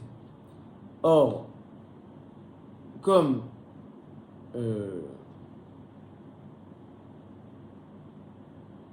nous ne sommes pas dans le contexte de Yachol Lashmiya Kol Tilato, on n'est pas capable de dire et de connaître tous les shvachim, toutes les louanges d'Akadosh Baruch Hu, donc on ne peut pas louer à tort et à travers. On loue ce que les Chachamim nous ont dit de faire, pas plus. Dans le même ordre d'idée, on a une Gemara, la Frafé. La Gemara raconte qu'il y avait un Chazan il y avait un Chazan qui avait dit dans la Mida, Akel, Agadol, Agibor, Ve'anora, Ha'adir, Ve'achazak, Ve'amitz. Donc il a rajouté, au lieu de dire Akel, Agadol, Agibor, Ve'anora, il a rajouté encore des louanges à sa propre sauce. Alors il lui a dit, Rabbi Hanina, si amtinu eshvachet de marach, c'est bon? T'as fini? T'as fini tous les shvachim? Comme si quand tu rajoutes, Alors voilà ce que tu sais. Or que c'est une liste non exhaustive. Machal ema davar domé. Une personne qui avait Elef, Alfé, Alafin d'Inrezav, qui était immensément riche, et une autre personne la louerait sur des dinarés kesef, sur quelques dinarim, quelques pièces d'argent. C'est bien, c'est une louange d'avoir des pièces d'argent. Mais quand tu loues une personne qui est richissime avec par ses pièces d'argent, c'est plus une louange. Donc, l'axe qui se dessine à travers ces Gmarot est de dire qu'en fin de compte, c'est un zilzoul. Un zilzoul par rapport à Kadosh Baruch Hu que de lui parler à tort et à travers. C'est-à-dire qu'on peut, Bechol Koreno Elav, on peut lui demander tout ce qu'il faut quand on peut, quand on veut. Mais de faire un shvach, Baruch Ata Hashem Shomea Tfila, ou une autre bracha, quelle que soit la bracha, de trop, c'est une bracha, c'est un zilzoul. C'est pas ton copain. Il est en haut, tu es en bas. Alken Yud Varecha Moatim, dit Shlomo HaMelech. Et donc, il faut quand même garder, on pourrait dire, garder ses distances. De trop louer, c'est une preuve de proximité déplacée. Dit Tosfot, là est le Issour des Rabbanan de Bracha She'ena Tzricha. Ça veut dire que la mention en tant que telle du Shem Hashem n'est pas un Issour, ni de Horaïta, ni de Rabbanan, parce qu'il vient dans le contexte de louange. Le problème est pas la mention du Shem Hashem, mais la mention d'une bracha, s'adresser n'importe comment à Akadosh Baruch Hu. Ça, c'est problématique.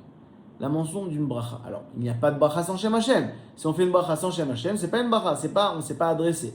Mais si on s'est adressé, mais si on a fait une bracha avec Shem Hashem, alors le problème est qu'on s'est adressé de trop. Donc on voit bien, d'après ce que nous proposons, que le Issour des Rabbanan, d'après Tosfot, de bracha She'ena Tzricha, est un Issour qui concerne la bracha. Le Rambam, qu'on a lu tout à l'heure, dans Ilchot Shvuot, qui compare ça à quelqu'un qui jure, qui fait un faux serment, ou quelqu'un qui dirait vraiment, vainement, pour de vrai, vainement, le Shem Hashem. Il compare ces deux cas à la bracha She'ena Tzricha. Alors on voit bien que d'après le Rambam, la problématique n'est pas la bracha, mais la mention du Shem Hashem qui se trouve dans la bracha. Et les autres Rishonim aussi, le Ramban à la Torah, l'otissa Shem Hashem Elokecha Hashav, bracha She'ena Tzricha. C'est-à-dire que le problème, il est dans le l'issa Shem Hashem. Alors que, autrement dit,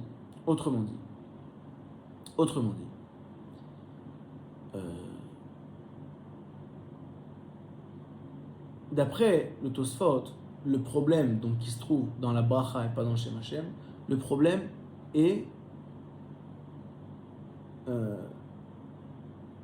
de mentionner une bracha de trop. Alors que d'après le Rambam, le problème n'est pas de le mentionner de trop, le problème est de mentionner le Shem Hashem alors qu'on n'en est pas obligé. Alors tout ce qui, de manière générale, ce dont on n'est pas obligé, ça devient de trop. Si une bracha on n'est pas obligé, elle devient de trop, certes. Mais en fin de compte, le problème d'après le Rambam de Azkarat Shem Hashem, c'est pas parce que c'est de trop et que tu parles trop au roi, comme le dit Tosfot. Trop de proximité, tu parles n'importe comment au roi, tu parles quand tu veux. Tu rentres dans le palais avec un coup de pied. Donc c'est de trop, c'est le trop qui pose le problème. Non, d'après le Rambam, c'est pas le trop, c'est le fait que tu n'en es pas obligé. Quand tu prononces Shem Hashem alors que tu n'en es pas obligé, c'est une bracha, c'est un issour de l'otissa Shem Hashem Elokecha Hashav. Or d'après le Tosfot, là n'est pas le problème. Le problème il est pas parce que tu dis le Shem Hashem Levatala, mais parce que tu dis une bracha en trop. Alors, puisque c'est Levatala, ça devient en trop. Mais le problème est parce que c'est en trop.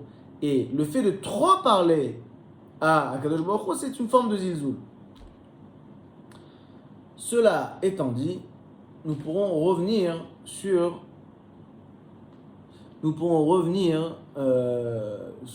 le tirout du Bet Yosef nous avons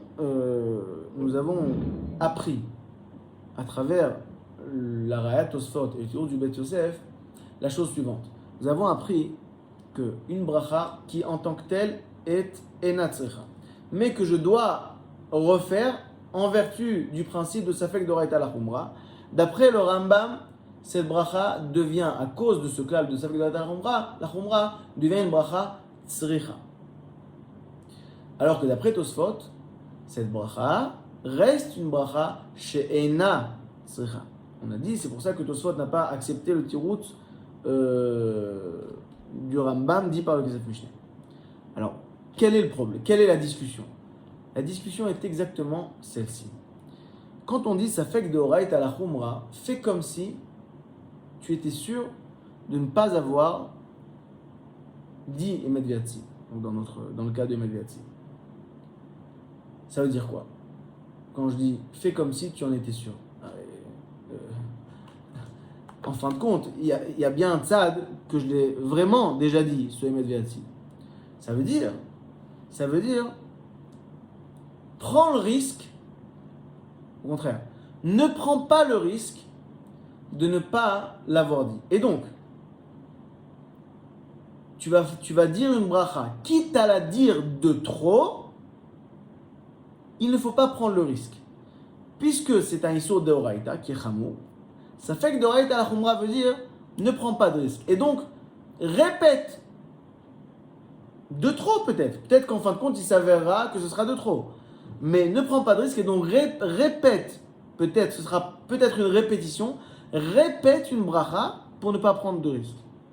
Alors, quand je te dis ne prends pas de risque, je t'oblige à répéter. Je te rends obligé de faire une bracha qui sera peut-être de trop. Donc, si on pose la question de l'obligation, on est obligé. Si on pose la question de trop, c'est encore de trop. C'est peut-être encore de trop. Je répète. Pour être clair. Ça fait que d'Oraïta la Khumra, on peut lire la chose différemment. Je ne vais pas entrer dans les ça fait que d'Oraïta la Khumra, c'est pas notre sujet. Ça fait que d'Oraïta la Khumra, Alpanav, ça veut dire quoi? Ça veut dire que, comme il s'agit d'un issur de Oraïta, donc ne prends pas de risque. Fais un effort de refaire l'acte, quitte à l'avoir fait 2 fois en fin de compte, peut-être. Mais pour ne pas prendre le risque, puisque tu as un doute, peut-être que tu ne l'as pas fait, ne prends pas de risque, refais-le. Alors ça, cette svara t'oblige à refaire, mais elle t'oblige donc à refaire. Tu l'auras fait 2 fois, tu l'auras fait 1 fois de trop. Mais on te dit, tu es obligé de le faire de trop pour ne pas prendre de risque. Donc d'après le Rambam, qui lui a positionné le problème sur le Shem Hashem, et par conséquent sur les Vatala. Ça veut dire sur le combien ce Shem Hashem, tu es obligé de le mentionner ou pas. Alors quand on va poser la question, est-ce que ça fait que de Raïta, la Khumra m'a rendu une bracha chez Atzricha, Tzricha? Alors le Rambam répondra, Bevadai, puisque tu es aujourd'hui obligé de refaire cette bracha. Mais lorsqu'on va poser la question, est-ce que ça fait que de Raïta, la Khumra a rendu une bracha de trop, pas de trop? Non. Elle est peut-être toujours de trop. Si en fin de compte, après quelques temps, je me souviens que j'avais dit Emet Viatzi. Ça me revient. J'ai dit Emet Viatzi. Donc il se trouve que j'ai dit 2 fois en fin de compte. Il y en a bien une de trop. J'ai été obligé de le faire. Mais ça a été de trop. Il se trouve que ça a été de trop. Donc quand le Rambam, d'après le Rambam qui pense que le problème se pose au niveau de l'obligation, j'en suis obligé. Ça fait que dans l'état à Khumra, je suis obligé de ne pas prendre de risque et donc de répéter, quitte à le faire de trop. Mais lorsque, d'après Tosfot, là, le problème qui se pose à moi n'est pas l'obligation ou pas l'obligation. La question qui se pose est est-ce que c'est de trop ou pas de trop? Le fait d'être hayav, de le répéter à cause de ça fait que dans l'état à Khumra ne rend pas la chose, la bracha, pas de trop. Elle s'avérera peut-être être de trop. C'est pourquoi, d'après le Rambam, le tirout du Kesef Mishneh est mouvan me'elav. Pachout. Comment tu peux comparer une bracha chez un tzricha à une bracha que je dois refaire à cause de ça fait que d'Oraïta la Khumra? Je dois la refaire, elle devient tzricha. Après Tosfot n'a pas voulu accepter ce tirout, parce que Tosfot va dire que bracha chez un tzricha, ça, étant donné que le problème est que la bracha est de trop, même quand tu es obligé de répéter, à quoi ça fait que de répéter Medveativ, la bracha de Baruch Hashem Gal Israël reste peut-être de trop. Donc on reste encore dans Safek d'Oraita la Khumra, qui devrait se finir par une Khumra de ne pas répéter Medveativ, de ne pas faire une bracha levatala. C'est pourquoi Tosfot a été mocher, approuvé de cette kushia contre le Rambam. Nous avons, d'après ça, mis au point.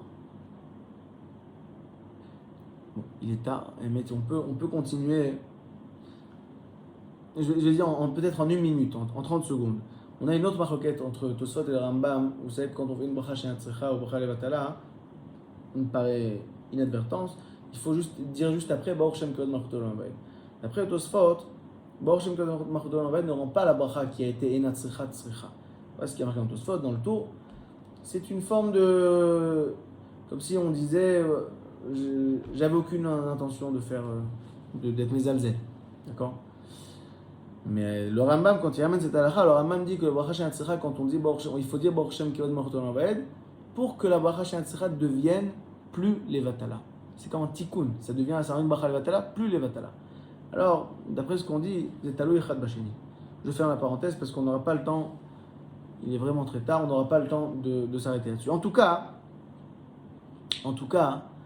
là où nous sommes arrivés aujourd'hui, c'est de dire que le Rambam pense que le Issour est au niveau de la mention du Shem Hashem et parce qu'il n'est pas obligatoire, on n'est pas obligé de le dire. Et Tosfot pense que le problème est au niveau de, pas du Shem Hashem, mais de la bracha, de s'adresser de manière, de louer trop. La bracha, c'est pas le Shem Hashem qui me pose problème, c'est la bracha qui pose problème. La bracha qui n'est pas bracha sans Shem Hashem, mais c'est la bracha qui me pose problème. Et le fond du problème est pas. Le problème n'est pas qu'on n'est pas obligé, mais que la bracha est de trop. On s'adresse de trop. On loue de trop à Kadosh Baruch Hu. C'est une forme de zilzul.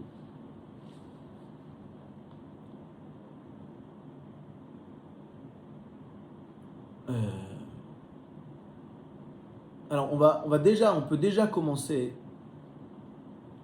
On peut déjà commencer à reprendre le sujet du Shla Kadosh et du Magan Avraham. Le marloquette qu'on a vu.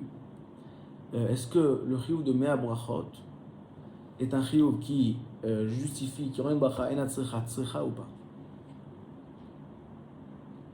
Alors avant d'attaquer les réayot du Magan Avraham contre le Shla, on va d'abord situer le vikouar, situer la marloquette. Il faut bien comprendre où se trouve la marloquette.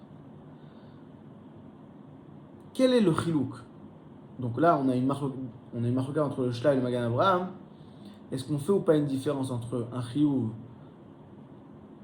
qui incombe un homme, un chiyuv de bracha, parce que par exemple il a mangé et qu'il est chayav de faire le Amazon, ou un chiyuv de faire une bracha à cause de Mea Brachot? Quelle est la différence fondamentale entre la nature du chiyuv de faire une bracha parce qu'on a mangé, parce qu'il faut la faire, une bracha en tant que telle, et la nature du chiyuv de faire une bracha parce que je dois faire Mea Brachot? Alors vous savez,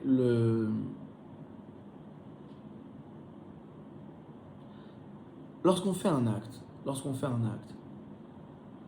alors parfois on fait un acte, et parfois, à travers l'acte, on acquiert un statut.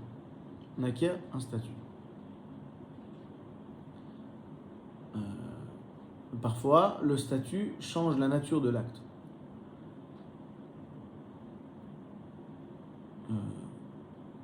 Vous prenez une personne qui fait du sport, alors son acte est qu'il fait du sport, et s'il fait du sport de manière quotidienne, disons, alors il a un statut de sportif.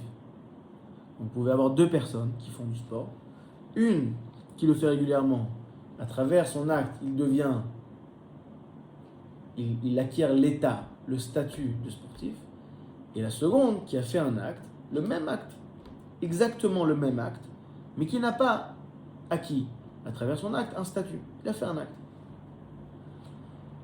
Un exemple ilchatique, dans les ilchot shrita, par exemple, on a nous avons des halachot qui concernent la shrita même. Agrama, Drissa, Chalada, Shia, Ikur.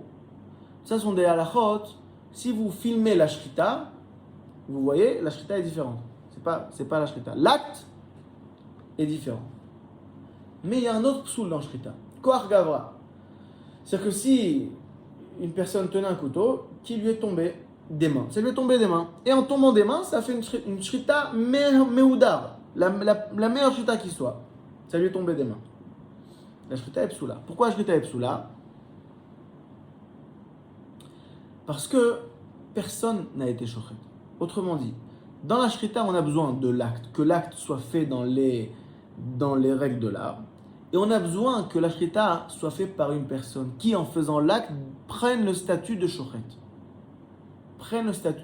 Or, un couteau qui tombe par inadvertance, ça fait un acte magnifique, un acte de shrita meoudar, mais qui n'a pas donné l'acquisition à l'acteur du statut de shochet.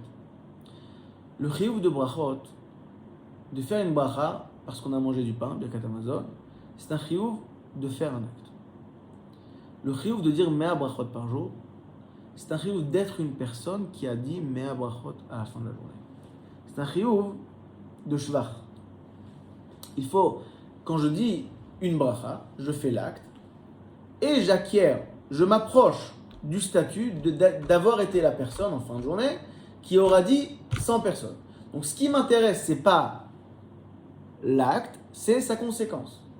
Donc d'un côté, quand je parle d'une bracha en tant que telle, le chiyuv de bracha en tant que tel, faire bracha birkat haneinim en tant que tel, c'est un chiyuv de faire. Et le chiyuv de mea brachot, c'est un chiyuv d'être. Alors je ne fais pas ici référence au chiluk d'inconnu de Chavtse et Gavre. Je parle même d'après le tzad, uniquement d'après le tzad de Gavre. Le Gavra a un chiyuv de faire et le Gavra a un chiyuv d'être par le billet de ses actes.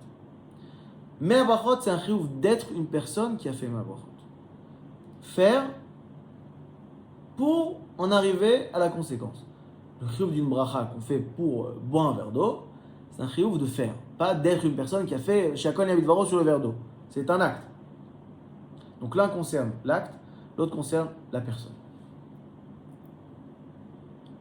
Et donc, la discussion entre le Magan Avraham et le Shla, c'est de savoir, est-ce qu'une bracha chez un tzricha devient tzricha, elle devient obligatoire?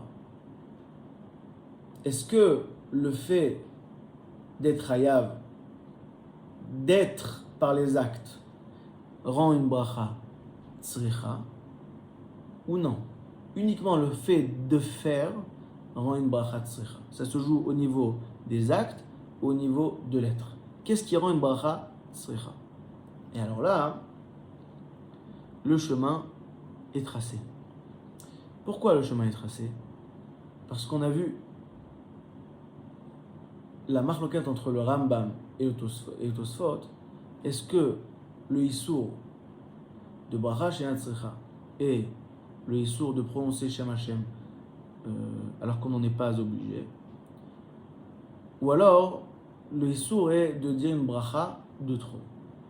Dire une bracha de trop, le zilzoul et toute la svara de Tosfot, c'est une svara qui consiste l'homme. Je m'explique. Faire un zilzoul par rapport à Kadosh Baruch Hu, c'est se positionner de manière négative par rapport à Kadosh Baruch Hu.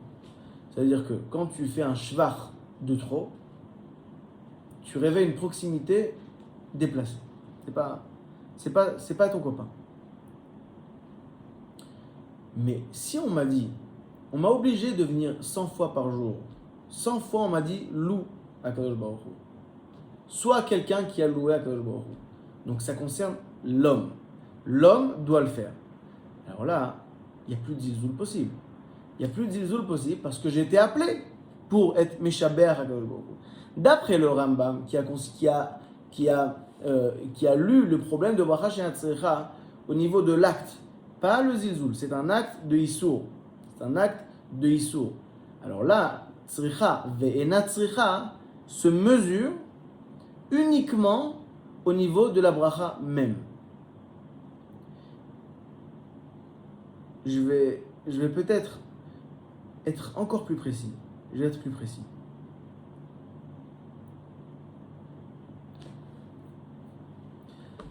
Je vais être plus précis. Un maaseh issour est un acte. Alors, maaseh issour, on peut avoir des raisons de pourquoi tel ou tel acte est assour. Bon. Mais la raison reste toujours extérieure à l'acte. Ça veut dire que, bien que, par exemple, quelqu'un qui ferait un chilul Shabbat, il curait pendant Shabbat, même s'il avait aucune intention d'être mezalzel dans le Shabbat, en fin de compte, le maaseh issour est là. Alors qu'il y a certains issourim dont la raison est le issour même. Je donne un exemple. L'exemple, vous savez, il y a une marloquette dans les poskim. Est-ce que Omer Moutar, c'est considéré comme shoel ou pas? Une personne qui pense que c'est permis. Pas parce qu'il sait que c'est interdit, mais il a oublié. Il pense que c'est permis. Est-ce que c'est shoel ou pas? Il y a une choix du Maharik, il ça que dans le Rama, à la fin de Odain Siman de Even Haezer, qui dit une femme qui serait infidèle à son mari, même si elle pense qu'on a le droit d'être infidèle à son mari, est assoura à son mari. Pourquoi? Parce que le Passouk a défini le Issour ou Ma'ala Ma'al Beisha. C'est-à-dire qu'elle a été infidèle. La raison du Issour est le Issour même. Donc tu penses que c'est permis, mais tu penses que le fait d'être infidèle est permis. Or, le Issour d'une femme qui est infidèle à son mari, donc de retourner chez son mari, la Torah l'a fait dépendre de l'infidélité, pas de l'acte, mais du fait que cet acte est expression d'infidélité. Donc toi, tu penses qu'au Omer Moutar, mais tu penses que tu as le droit, mais tu penses que tu as le droit d'être infidèle, justement. Donc en fin de compte, on a un maaseh issour, on a une forme de... Il y a des maaseh issour qui sont interdits en tant que tels, mais qui cachent peut-être derrière eux un tam, mais le tam ne changera rien. Il y a des maaseh issour dans lesquels le tam est le maaseh issour lui-même, et sans lesquels, sans le tam, le issour n'est pas assour. D'après le Rambam, qui dit que la Askarat Shem Hashem Lo Tisha Shem Hashem Lo Kecha Hashav, peut-être qu'il y a une raison, Zilzoul, etc. Mais en tout cas, le issour, c'est un maaseh issour. Avec ou sans intention. L'homme ne nous importe pas.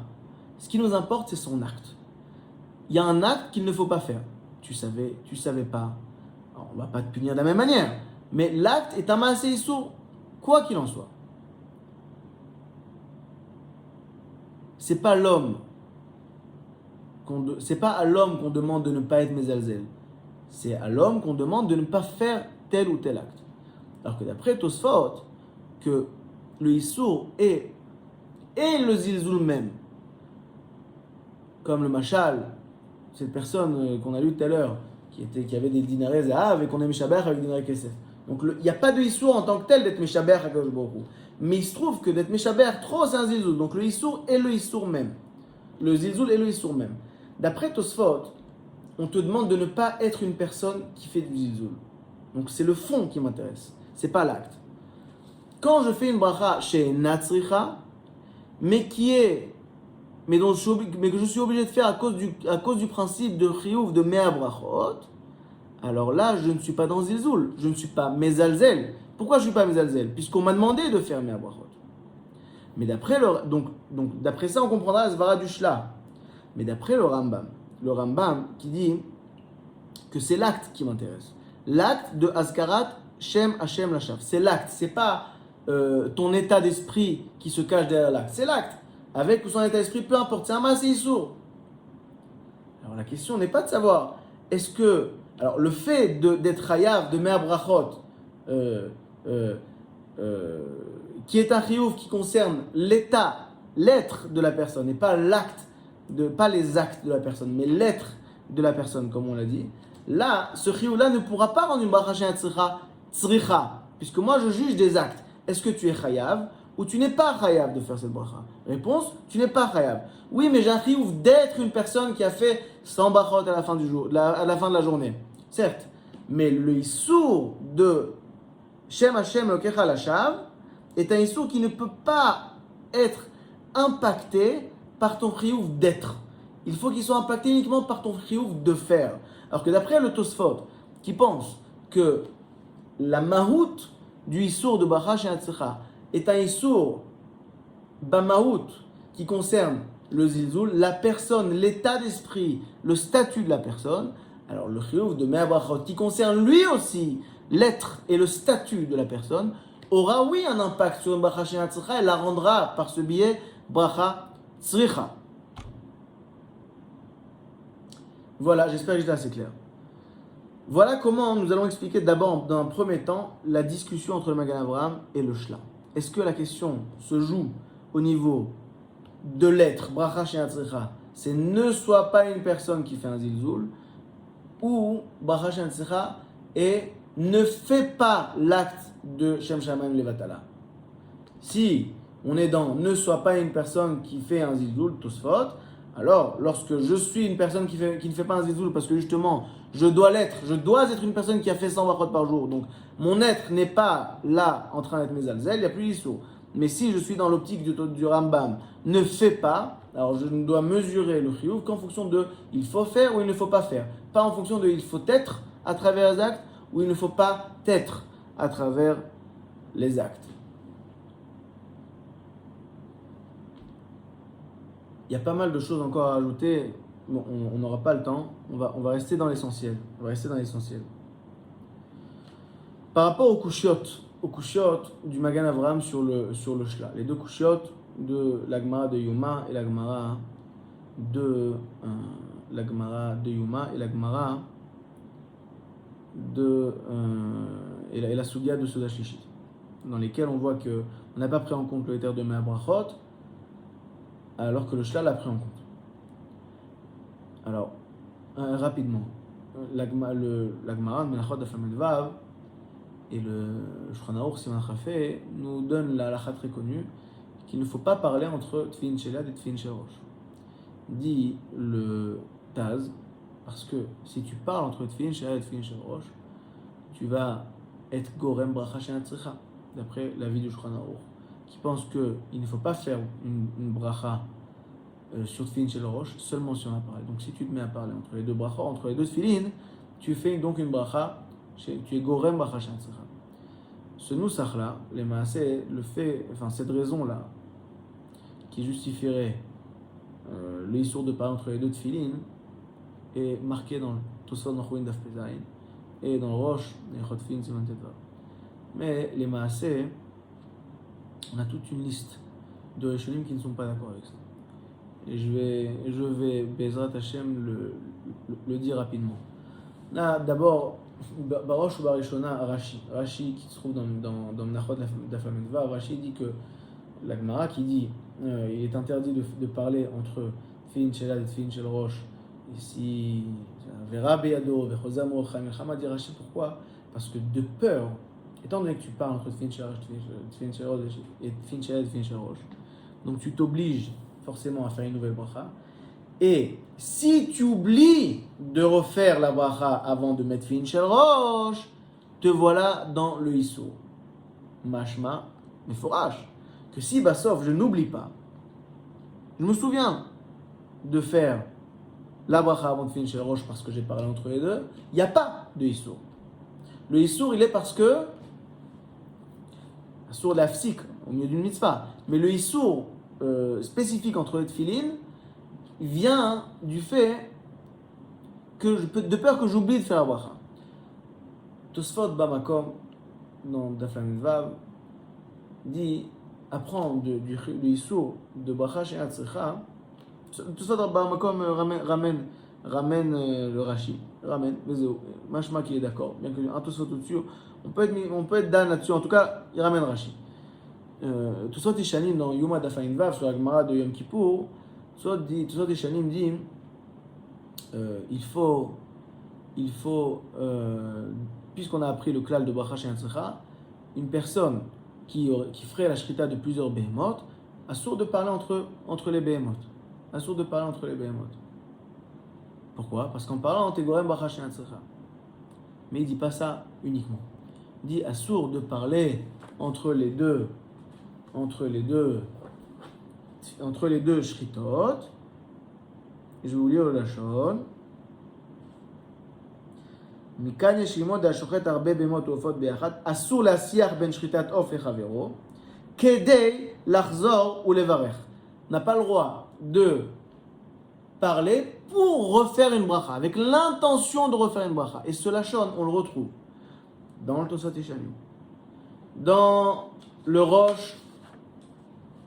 J'ai fait ici la liste. On retrouve ce lachon dans Tosfot, dans Menachot Afamet Vav, dans Tosfot Yeshanim, dans le Rosh Ruin Perek Yud Siman Yud, dans le Rajba B'Dorat HaBayit à la fin de Bayit Aleph. Tous ces Rishonim disent ce même lachon. Ça veut dire qu'on a fait parler pour parler, même si on est Gorem Bracha She'en Tzricha, il n'y a pas de problème. Parce que tu n'as pas l'intention. Quand est-ce que le problème se réveille? Le problème se réveille quand tu parles pour être Gorem, avec l'intention d'être Gorem Bracha She'en Tzricha. Et alors là, ça rejoint, mais ça c'est d'un côté, d'un autre côté, on a dit, tout ça dans Chorin Pezaïn, le Roche, Nechot Filin, c'est un peu sauter, et d'autres Rishonim pensent que le Issour, même sans avoir l'intention de, quand je parle pas pour être Gorem Bracha She'en Tzricha, je parle parce que j'ai quelque chose à dire, c'est aussi un Issour de Gorem Bracha She'en Tzricha. Alors là, on va pouvoir être Mechaber ça, les Gamre, avec notre Machloket. C'est-à-dire que si on est dans une optique de Zilzoul, alors moi quand je parle parce que j'ai quelque chose à dire. Je parle pas pour être Gorem Bracha She'en Tzricha. Alors je suis pas Mezalzel, le Zilzoul est de trop être Meshaber. Mais moi quand je parle, c'est parce que j'ai quelque chose à dire à mon ami. Bon, je pense même pas qu'après il va falloir que je fasse une Bracha She'en Tzricha. Au moment où je dois faire la Bracha She'en Tzricha, la Bracha, donc après avoir parlé, pour refaire la Shrita, je suis bien Chayav. Je suis Behemet Chayav de la faire cette Bracha. Donc c'est pas une Bracha de trop. Et alors où est le problème? Quand j'ai fait une afsaka, quand j'ai parlé entre les deux shritot, mais à ce moment-là, parler entre les deux shritot, j'avais aucune intention d'être gorem une bracha nosefet. Je voulais parler parce que j'avais quelque chose à dire, simplement. Quand est-ce que le zilzoul s'installe? Quand je parle pour être gorem. Je parle pour être meshaber une fois de trop. Là, c'est un issour. Alors que d'après le Rambam, qui pense que le Issour est en tant que tel, dire quelque chose dont tu n'es pas chayav, alors, Ma'achpat lecha, mitkaven, non mitkaven, on a dit tout à l'heure, le Maaseh Issour est un Maaseh Issour, quelle que soit ton intention. Il y aura peut-être moins de punition quand tu n'as pas de mauvaise intention. Mais en fin de compte, le Maaseh Issour est là, quoi qu'il en soit. Donc, bien que toi, tu n'as pas l'intention, quand tu parles entre les deux shritot, entre les deux tefillin, tu n'as pas l'intention. Tu ne parles pas pour créer l'obligation d'une nouvelle bracha, gratuitement, et ben en fin de compte, tu es gorem bracha she'en tzricha. On retombe sur le Rambam et Tosfot.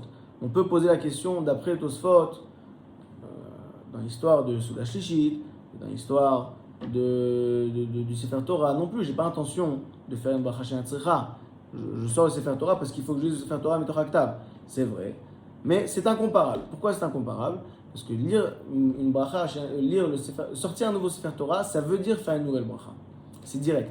Donc quand je dis j'ai l'intention de sortir un nouveau Sefer Torah, je dis j'ai l'intention de sortir un nouveau Sefer Torah et d'y faire la bracha, et d'y refaire la bracha. Quand je dis j'ai l'intention de faire ce Shishit, eh ben c'est intrinsèque. Ce Shishit veut dire faire une bracha à Motzi et Birkat Hamazon. À la différence de parler, créer indirectement, c'est vrai, un chiyuv de refaire la bracha, c'est vrai, mais parler n'est pas le chiyuv de faire la bracha. Donc c'est pour ça que parler entre deux shritot ou deux tefillin, sans kavana, n'a pas, d'après cet avis, de issour de bracha she'en tzricha, de gorem bracha she'en tzricha. Alors que ramener un nouveau sefer Torah, même sans kavana de faire une nouvelle bracha, puisque j'ai la kavana d'amener un nouveau sefer Torah, c'est la kavana même de refaire la bracha, puisque l'un dépend de l'autre directement. Le Magen Avraham a posé une kushia de deux endroits. L'histoire du Kohen Gadol et l'histoire de la Souda Shlishit. Du Kohen Gadol et de la Souda Shlishit. Dans les deux cas, l'intention n'est